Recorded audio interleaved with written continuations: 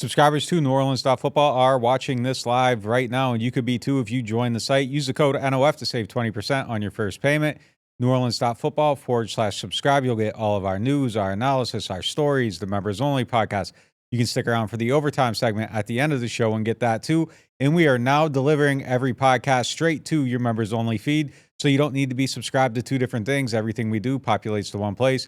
It's a great value. Make sure you are signed up today. Welcome back to another episode of NewOrleans.Football presented by PJ's Coffee. We're coming to you from our studio right next door to my guy, Matt Bowers, on Veterans Memorial Boulevard. If you need a new car, go check him out. He'll get you the best prices, the best customer care, the best car buying experiences that you can have. So go check him out at one of his many dealerships throughout the region. We got a great show for you guys today. We're going to talk about who the most underappreciated Saint is. We're going to play a game called Name That Saint, where we're going to go through all of that. We're going to talk about some of the upcoming stuff with OTAs and minicamp. So stick around for all of that right after this short break from a word from our sponsors. The NewOrleans.Football show is proudly presented by PJ's Coffee. PJ's Coffee has some of the best drinks that you can find. They have locations all over the city. They have pastries and everything else you need to get your day started. So go check them out. This Father's Day, show your dad you appreciate his unique style with the Breitling watch from Friend & Company Fine Jewelers. Make sure you're ready for the day. Father's Day is June 16th. And if not, maybe you just want to treat yourself. Smash that presentation, nail that deal, achieve that goal. Get yourself a Breitling watch from Friend & Company Fine Jewelers. Friend & Company Fine Jewelers, 7713 Maple Street, between Adams and Burdett, Uptown. 504-866-5433. Or visit them at friendandcompany.com. Hard Hide Ponchatoula Strawberry Whiskey is an 86 proof blend of aged wheat bourbon, American light whiskey, and fresh Ponchatoula strawberries. Blended in New Orleans, it is not for the thin-skinned. Look for it in your favorite stores, bars, and restaurants. NewOrleans.Football is proud to be sponsored by Firehouse Subs. Make sure you check out their location on Veterans Boulevard. All right, let's get into the show.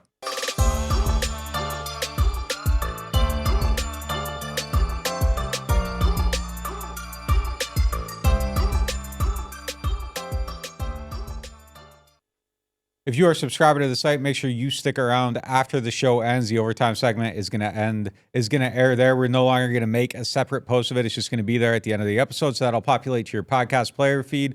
Or if you're watching the video on our site, make sure you stick around after the credits and that will be there.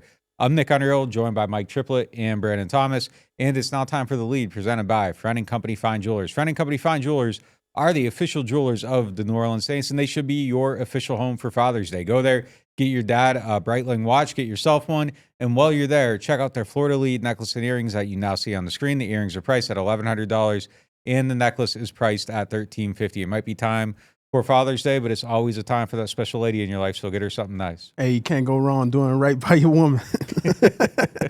Lead topic, who is the most underappreciated Saint? NFL.com produced a list talking about the underappreciated players on each team, and they chose Paulson Adebo for the Saints. So do we think they were correct in choosing Paulson? I think it's a good choice. He's probably somebody that doesn't get talked about enough. I think that we probably even didn't appreciate him enough until it was midway into the season. We're kind of waiting for Alontae Taylor to compete for that job, maybe take it. I don't think it was ever even particularly close last summer. Adebo kind of took it and ran away with it. I think the year before we were kind of like on the Adebo hype train, hyping him up in camp, called him the best player in camp.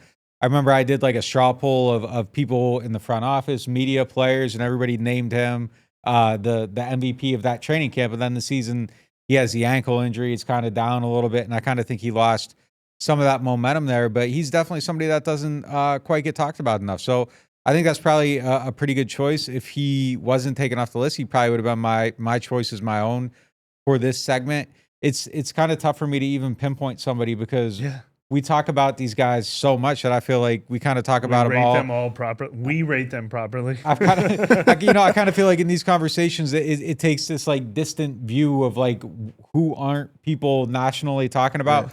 I think maybe in that sense, maybe Carl Granderson, somebody that flies under the radar a little bit. Shows, locally, I don't think he's underappreciated at all. I think he gets the proper acclaim and everything, but in that global sense of, okay, I'm a national guy and this is somebody nobody knows about, I think it's probably Granderson's probably next up for me after Adebo. Yeah, it was really hard. First of all, we've been nitpicking some lists that we've seen this offseason, so I want to give credit to the guys who put this together. Tom Blair and hopefully I'm pronouncing it right, Gennaro Felice. because I think they nailed it. Yeah, Paulson Adebo, I think, is the choice here. It is really tough to come up with the right choice for the Saints. I also thought about Granderson. I thought maybe Eric McCoy, because you just said I think everybody probably thinks he's just been the same for most of his career. He is what he is kind of guy. I know you reviewed the film last year and thought he had his best season. Dennis Allen said a couple weeks ago he had his best season. I feel like the new linebacker they just got, Willie Gay Jr., might have appeared on lists like this based on what his reputation was in Kansas City. But yeah, it's hard to find a guy. I don't know if Rashid Shaheed qualifies. He probably gets outsized attention for the small role he plays on the team. It's hard to find somebody that I've had this feeling about a lot of Saints who aren't getting enough love nationally a lot over the years. I think everyone's kind of properly rated, or maybe sometimes because they've got a lot of 30-somethings, maybe overrated still for what they used to be. It's funny, this list also includes David Onyemata for the Falcons, who was absolutely an answer to this question for about 3 straight years in New Orleans. Alex Anzalone's on this list, and Brandon Cooks, so there's 3 former Saints on here too, but I couldn't really think anybody that we're missing. What about you? Well, I would have went Granderson, but Yeah. internally, he's recognized for his contributions on the defense and how much he stepped up. But Paulson is the ultimate answer because even though he provides, he also is like a safety blanket. So it's not like, oh, we're looking for Paulson to make the big play. But if a play isn't being made, we're saying, well, Paulson's back there, so something's going to happen. Even with like the battles that happen between Alante and if Marshawn Lattimore is getting traded and, what Kool-Aid is going to do, at the end of the day, you have Paulson on the team, so he's going to make something happen. And I feel like, they nailed it. They hit the nail on the head. I'm really interested. If he has a season anywhere near like the one he just had, I'm really interested what his free agent market looks like. I mean, it could be special. I mean, it reminds me a little bit about I feel like Marcus Williams finally got recognized nationally when he was a free agent. Yeah. And people started realizing how much money he was going to make. Mm-hmm. Maybe he was flying a little under the radar before then. Maybe that'll happen with the Debo too. Yeah, I think locally Cesar Ruiz is probably somebody I don't think it's enough credit. I think that fans kind of talk about him more negatively than they should. He's been solid. I think he could definitely be better. I think he could have been better last season. I thought he was up and then kind of had it down. Mm-hmm. But I feel like he kind of gets dumped on a little bit more than he probably deserves. Cooks is kind of an interesting addition to this list. He's somebody that we actually end up arguing about him all the time. more than we probably should. I don't think people realize how good of a career he's had. He's at 9,200 yards. He's 30 years old. If he gets a few more seasons, he's easily going to end up being a top 40 all-time receiver in terms of yardage. I mean, Devontae Adams is at 10,700. 40 on that list is Chad Johnson at 1,100 yards or 11,000 yards. Ocho Cinco. Yeah, I mean, Cooks has a really good chance of passing those guys up if he gets 4 more seasons. I don't know, even just modest production. 600 yards. He's still in Dallas, right? Houston, right? Houston. No, Dallas. Yeah, he went to Dallas last year. year. Can't even keep track of where he is. Yeah, no, he's on respect. His 4th team, 5th team. But yeah, no, he's had a pretty good career. Yeah, no question. Definitely. Well, now it's time for our next segment presented by Shawbear Insurance. We're going to hit a quick 2-minute drill right here, go rapid fire. And he's back with the Cowboys. He's back with the Cowboys this year? He's back with the Cowboys. He was with the Cowboys, with the Texans, and now back with the Cowboys? No. Or he's with the Cowboys. He went Texans, then Cowboys. Texans, then Cowboys. Okay, yeah, cool. Yeah. Yeah, but like I said, it's time for our next segment presented by Shawbear Insurance. We're going to hit a quick 2-minute drill right here, go rapid fire, and just see what these guys are thinking about. So let's go. It's June, which means Michael Thomas and Jameis Winston's contracts are officially off the books. What does that mean for this team? It not a lot. Their salaries officially come off the books, but they had already lowered those to the veteran minimum salary, so it's $1.2 million each, $2.4 million combined, but then they get replaced by someone else in the top 51 accounting that they do for cap purposes who has an $800,000 salary. So really they are only saving a combined total of $800,000 in cap space. The reason that they do this, though, is by waiting till June 2nd, they can postpone all their dead money into next year. So that's why they did it, not to actually get cap savings for the rest of this season. But June 1st, is just like the time of year when you schedule that. I was going to ask you, related to these two guys, though, Nick, who did the Saints do a better job of replacing, Michael Thomas or Jameis Winston? I mean, they didn't really replace either one. at all. I know. Really, I mean, they kind of just rolled with what they got at quarterback. Peterman came in. They drafted Spencer Rattler. Jake Haener's probably going to end up being the person that takes over for him. So it's kind of flat. Cedric Wilson is an addition at wide receiver. But I don't think they replaced Mike's skill set at all. So I would kind of go with the neither. But if I have to pick one, probably wide receiver a little bit more. I don't know. It's weird though because he came into a bunch of games last year. Jameis did, and it didn't really make a net difference overall. However, if there was an injury right now and Jameis is on the team, I probably feel a little bit better just knowing. But there's definitely a possibility that Haener could be just as good as a backup quarterback right now. If you're game planning for 15 games or something, I'd rather be doing it for Jameis than anybody that's on the roster right now for this specific upcoming season. Yeah. But like as far as just kind of like a fireman drill, come in, replace, sort of have similar skill sets, needing to execute a game plan designed for Derek Carr on the fly, Jake Haener might be better equipped at that immediately to do that. So I don't know. I mean, I don't think that they should have made the effort to replace Jameis. So I don't think it's a $10 million problem. They saved money. Yeah, I think you're better off not doing anything. So I like the overall plan at quarterback. I said it in the show a couple weeks ago. Just kind of like having the young. Yeah, I like the young guys in there. So I'm with that, and I think Cedric Wilson will probably be solid, but I think they are going to sorely miss that Mike skill set. I thought it was a must. I don't feel like they addressed it. So I guess. I don't know. I've kind of talked in circles here, but I guess I go back to the quarterback is feeling like I like the overall idea behind it. Better. Yeah. You feel like that? I feel like they didn't execute a plan they might have had at receiver. I think they executed their plan at quarterback. At receiver, I don't know if they missed out or not. Cedric, we might be underrating Cedric Wilson. Maybe he'll be the answer to that lead topic a year from now. Who knows? Yep. Next one. Kool-Aid McKinstry officially signed his contract this past Friday, meaning that the Saints have locked up their entire 2024 draft class. We haven't seen him in OTAs yet, but the reason was because he didn't sign his contract, he's recovering from foot surgery. So what do we think his activity will be come training camp time? Training camp, I think he should be full go for training camp, I think. If not right away, like early in it. I don't think it's going to be something that lingers very long. It looks like he's getting close. We see him in the locker room. It doesn't seem like he's battling like a significant injury currently. It feels like it's progressing the right way. So yeah, I mean that's kind of the expectation I think for him is just probably full go come training camp. Got you. Next one. Drew Brees mentioned the other day that he still wants to give broadcasting a chance. He hasn't completely closed the door on it, and then he doubled down on Twitter. So, Mike, what do you think Drew Brees' future is in the booth? I thought that was kind of interesting. Like he said, I think I could be the best at it. And one thing we know about Drew Brees is like we were telling the stories the other day about like how he gets mad when he loses ping pong or pickleball and decides to be the best at that. Yeah, look, I think he just admitted the time in his life when he was doing the TV work, he wanted to be at home with the kids and everything. He didn't fully devote himself to it. If this is something that at some stage of his career he fully devotes himself to, I'd be interested to see him take a real crack at it. I think Tony Romo ruined it for everybody. Like the same thing happened to Jason Witten. It's like you used to put an ex-player in the booth and either you paid attention to it or not. Yeah. Now it's like it's an event to listen to their first game and immediately judge them. So he was judged very, very harshly. Yeah.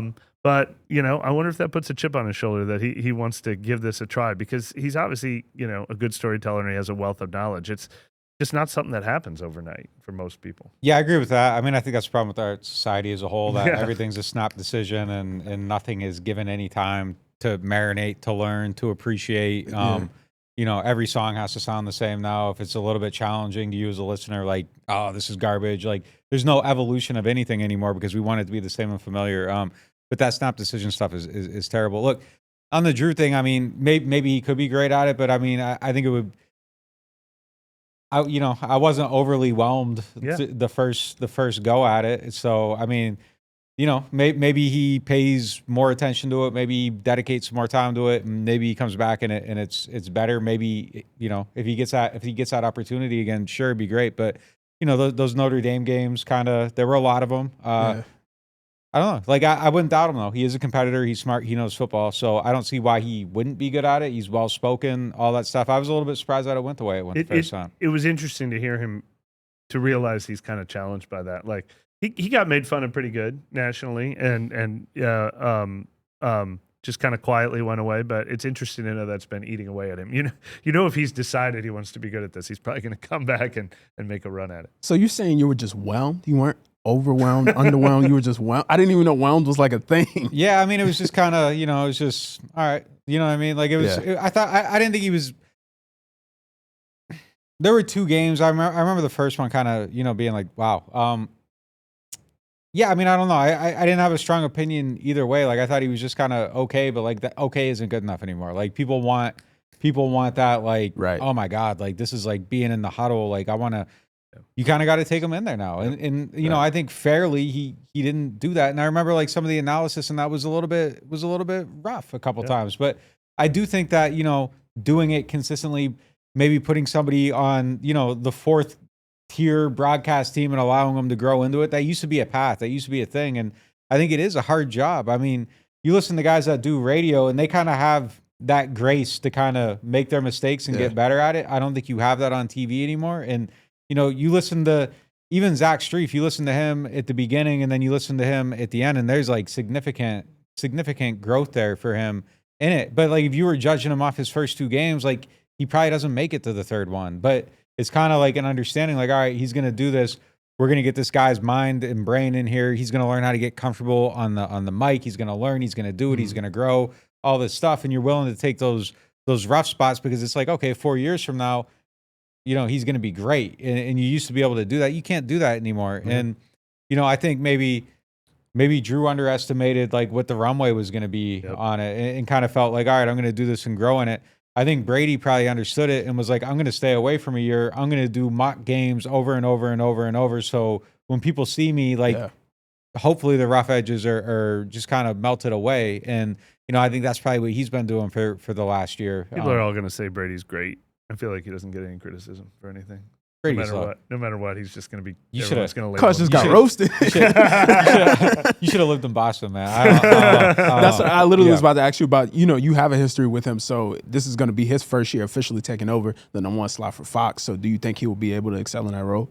It's hard to know, man. Like he was so guarded that it's just kind of it wasn't. When Brady talked, it wasn't like, I got to get in there. It was just kind of going to be like, this is going to be cookie cutter, mundane and boring, and he's not going to say anything, and it's going to be a lot of very safe answers, and there isn't going to be a lot of like teaching going on or anything like that. So I'm sure he has that mind. It's just I never, as a reporter in that setting, specifically that setting, they don't give you much. So I mean, it's really hard to know. But I always felt like he kind of had like a sense of humor. There was a little bit of something there. So we'll see. That roast probably loosened him up a little bit. Yeah. Yeah. And last but not least, this week is the final OTA. We've been out there for 3 weeks. What do we expect to see more of? And kind of what have we been under the radar on the last couple of weeks? Defensive lineman, I feel like, I mean, it's a tough time to judge him, but you talked to Brian Brzee last week. I don't know when we're going to see him on the field. I look forward to seeing him on the field, but it's nice to know that he got some things cleaned up this offseason. He feels really good about where he's going to be at physically. I look forward to seeing him. Isaiah Foskey and Peyton Turner are guys I want to pay more attention to, see how I think they're looking. They're getting a lot of first-team and second-team reps now with the other guys hurt at their position. I mean, we keep talking about the offensive line. We keep talking about the quarterback position, and we're going to continue to do that. I think I'm going to look a little closer at Bub Means when I get a chance. But the ones that stood out to me are those defensive ends. I want to try to train the and maybe Werner and Willie Gay Jr. too, some of that front seven on the defense. Yeah, I mean, the thing I kind of want to get a better gauge on, and I think like we can get a probably a pretty accurate gauge because it's pretty real, as far as the pads, no contact versus contact thing is just kind of just the deeper down cornerback and wide receiver depth charts. Like I feel like I got a pretty good feel for the top of them and where everybody is rating right now. But like, I don't feel like I have a strong opinion on Equanimous St. Brown. Equanimous. Yeah, there we go. St. Brown. Bub, you mentioned him. Some of the guys further down the depth chart, I don't have a great feel for how they're stacking up. So I kind of want to pay some more attention to that, and then some of the lower tier cornerbacks. All right. Coming up, we bring back an NOF favorite with guest. Equanimous, yeah. Equanimous. All right. St. Brown. St. The Brown. big one. Yeah. The big Yeah. St. Brown boy. All right. Coming up, we'll bring back an NOF favorite with Name That Saint, and we'll get into the Martin's question of the day. Keep it locked in NewOrleans.Football. Total Maintenance is one of the largest locally owned home and commercial service providers in South Louisiana. They were founded in 1980 and serve the greater New Orleans and Baton Rouge markets. And Total Maintenance wants to show some love to our NOF listeners. They have a membership program that gets you 2 tune-up visits for AC and heating, as well as club membership discounts of 15% on all repairs, half off of all diagnostic charges, and 3-year warranties on most repairs for membership clients. This is usually priced at the low price of $24.95 a month per system, but if you tell Total Maintenance that you found them through NOF, they'll lower the price to $20.95 per month per system for as long as you keep the membership active. It will never increase. Total Maintenance has a tune-up special running this summer for $79, down from the normal price of $179. This is a one-time offer for one system only. They also offer a free diagnostic on second opinions on units deemed to be unrepairable, and they offer free estimates for replacements as well as commercial maintenance programs. Services include AC and heating service and replacement, electrical service, plumbing service, as well as generator service and installation. They are Total Maintenance. Find them at tm-ac.com or give them a call at 504-841-3300, or if you're in the Baton Rouge area, 225-480-1000. Are you tired of renting and ready to own your dream home? Contact Jefferson Financial Federal Credit Union, your trusted source for home loans. Our competitive rates and flexible terms can help make your home ownership dreams a reality. If you're a first-time home buyer or looking to refinance, our experienced lenders are here to help. Our online application process allows you to apply on your schedule. It's quick, easy, and convenient. Visit us online at jeffersonfinancial.org to learn more. Federally insured by NCUA, Equal Housing Lender. Martin Wine and Spirits is home to a selection of hand-picked barrel select bourbon, whiskeys, and much, much more. They are family owned and operated since 1946 and specialize in wine, spirits, gourmet food, gift baskets, catering, and tasting events. They have many locations, so they're never too far away. You can check them out in Metairie, New Orleans, Mandeville, and Baton Rouge, or if it's more convenient, you can always shop online. Whether you're a wine novice or a seasoned collector, you'll enjoy the Martin Wine and Spirit experience. Welcome back to the studio on Veterans Memorial Boulevard. It is now time for our next segment presented by Hard High Ponchatoula Strawberry Whiskey. It's been a while, but it's back. Name That Saint. From Lake Worth Beach, Florida. This one didn't come up in my research here. What you got, Brandon? Let's both do a guess quick. Lake Worth Beach, Florida. I know one person that's not, because they're on my list. I'll go Alante. Nah. Where's he from? I'll stick with cornerback. I think he's from California. Move on to the next one, man. He took too long. 2-time first-team All-ACC player A.T. in Perry. college. Yeah. All A.T. right. Perry. Yeah, A.T. Know Perry. your college conferences. Yeah. Second career catch was a touchdown. Oh, that would have got it too. Was the receiver on the wildest touchdown throw of the 2023 season. Oh, I need a highlight of the Jameis line drive. That Saint is A.T. Perry. That was good. That was good. All right. Y'all ain't gonna get this one. Buy a soda and get a free straw and name that Saint. Ohio State to Saints pipeline. Pete Werner. Nah. All right. Olave. I'll go. Nah, you you can gotta only wait guess for the once, next man. clue, man. It's Olave? No. No. I'm going to go. God, I thought there was another one. I'm drawing a blank, so I'll take the Olave pick, but you said it was wrong. All right. Yeah, it's not Olave. All right. Why am I forgetting? Had 2 stints with the Saints. Oh, this doesn't have to be a current player. That's right. Bad. You I went didn't know with we a could do non-current foreign. player? I didn't know we could do former players. This is easy. Malcolm Jenkins. There you go. He's a member of the Mega Sci-Fi fraternity. Our host. Defeated Peyton Manning and Tom Brady in the Super Bowl. That's pretty good. Yeah. That's a pretty good That 1-2 punch. Saint right there. is Malcolm Jenkins. All right, I'm on the board. All right, let's go back to you, Mike. All right, ready? Get your popcorn here and name that Saint. Won high school state title in football, long jump, 4x100, 4x200 in Las Vegas. Jordan Howden. Damn. I How's don't it know if going? I'm allowed to say damn on the All right, air. well, you That's just good. did. You knew he was Yeah. from Vegas? Yeah. Finished 4th in the 100. I didn't think you guys would think sprinter with Jordan Howden. Yeah. Dad played cornerback at Grambling State. Louisiana ties there. All Big Ten honorable mention on defense his final year in college. I didn't think you guys would remember Minnesota was in the Big Ten. Yeah. I thought you guys would be thinking Ohio State or something. I grew up in the Michigan or Big something. Ten, man. Come on, But man. you still probably don't remember Minnesota's in the Big Ten. Come on, man. Thought Oh, you the would have guessed, Gophers, man. thought you would have guessed like an Iowa player. Nah, not a shot. Started 7 games as a rookie for the Saints. That Saint is Jordan Howden. Yeah, I got to be tougher next time. All right, let's see who All right, Nick this is me. has. This is me. This is my guy. See what y'all got.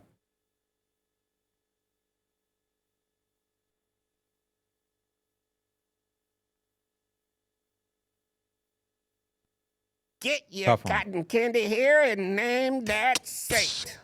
French is his first language. Wait a minute. Why don't I know this right off the bat? I feel like I should I know feel like this. this is an obscure cat. I feel like I should He plays know on the this. team now. Yeah. French is his first language. Paulson Adebo. Yeah, you got it. You got That's it. his first Initially language? committed to Notre According to a Dame. story I found yesterday, yeah. Drives Most a eccentric guy in the Chevy world. Malibu. Oh, that would have gave it away right there. Look at the eccentricity on this. Yeah. Will be a part of the biggest competition of the summer.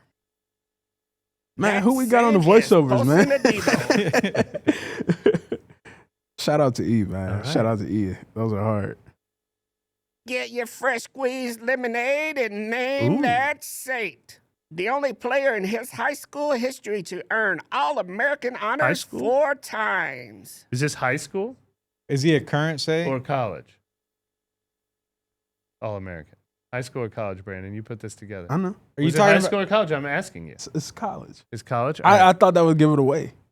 So you made up a false fact? I did not make up a false fact. You I just thought said- that it would give it away. I thought It it was would a give it away if I put if you I, talking if I, about All American? All Is this the American. Netflix show? Like, what are you talking about here, No, I man? feel like if I would have said it was college, it would give it away off Wait, the rip. who was good enough to do 4 years? Is 4 years. significant. Yeah, Because very. you got to come on strong as a rookie. You do, but you and got to gotta stay all 4 years. all 4 years. Yeah. Why can't I think of this? See, no, he didn't do it. Caesar was good as a young age. Eric McCoy. Nah, Nick? 4 years? 4 4-year years. All-American in college. It could be like NIAA or something like that. Don't worry about it. I bet that's what Don't it worry. is. Why are you worried about all of that? Because we're trying to get this right. Now I'm working with you. 4-year All American. It's not Landon Young. I had some good Landon Nah. Young info. I almost went with him. Landon Young was the number 12 overall recruit in the nation coming out of high school in Kentucky. Come on. Get that All right. call. Born in You Phoenix, ran out of time. Arizona. Oh, Cam Jordan. Nah, Born in Phoenix, Arizona. I don't mean he grew up there, but it was. All right, born no, there. I'm thinking NAIA. Who we got from a small Why school? do you think Rashid Shaheed. NAIA? It's hard to be a 4-time All-American or whatever. Some Division II FC. We were talking about this on Friday. All right. I guessed Rashid Shaheed. There you go. Oh, Yeah, that's we go. it. Mother and father ran D1 oh, track. I definitely would have got it after that one. Yeah. I didn't know Holds Rashid the was born in FCS Phoenix. record for all-time career kickoff Definitely return would've got that. touchdown. Yeah. We were talking about FCS on Friday, the difference between FCS and FBS. I just want to say I got all 4 that I didn't give. My clues sucked though because you guys both got on one guess. That Saint is Rashid There we go. Shaheed. She. Well done. I hope you enjoyed playing along at home. People, hey, look, overtime. You can send us some. Yeah. Hey, yeah, they can. They definitely Try can. to But stump that's for us. subscribers only, though. That's Yeah. for subscribers only, though. And now it's time for our Martin Wine and Spirits question of the day. Martin's is home to a wide selection of hand-picked barrel select bourbon, whiskeys, and more. Martin's, so much more than just wine. The question is, what would the ideal wide receiver depth chart be this current season?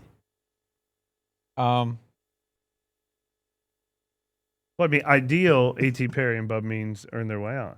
Yeah. Ideal. Ideal. Like, you want the young guys to produce. I mean, and Cedric Wilson, that's how it's mapped out to be. Cedric Wilson, A.T. Perry 3, Cedric Wilson 4, flip-flop them based on their roles. One of them has to be a good blocker. So the ideal is Bub that means Cedric 5, Wilson is 5th because it means your because rookies the young guys yeah, surpass him. Yeah, And they so that's the surpass ideal. Equanimous, and they don't have to pay for going out and getting a Hunter Renfrow or something like that. Yeah. That's ideal. That's ideal. Who's the physical pass catcher in traffic that they didn't sign? Is it A.T. Perry? If like It's Did either they- him or Cedric. yeah, It's either him or But Cedric, not but Bub. neither one of them to me screams, Yeah. Mike Thomas. no, Yeah. nobody does. Nobody does. But Perry said he wants to be that. He can high point the ball well, so you can throw it to him above traffic. Yeah. I mean, he can do some of it. Yeah. I mean, it's just I don't know that I necessarily see like this is the possession receiver. Like this is your 3rd and 3 guy. Like I don't know that I see that yet, but one of them could become it. Let me but, ask I you mean, this: who's a good blocking receiver on this team? Cedric. He's got to be on the field. Yeah. Cedric got to make it happen, man. Yeah. Cedric got to make it happen. Well, that'll do it for this episode of NewOrleans.Football. We appreciate y'all for stopping in today for the live show. Coming up, we have overtime. And if you're not subscribed yet, what are you doing? Because in this overtime segment, we explain what might not happen to Mike. Mike. It's hot in the comment section. It's hot in the Gotta comment pay to section, find out. but you got to be a subscriber and be in overtime to find out. NewOrleans.Football /subscribe. Catch you next time.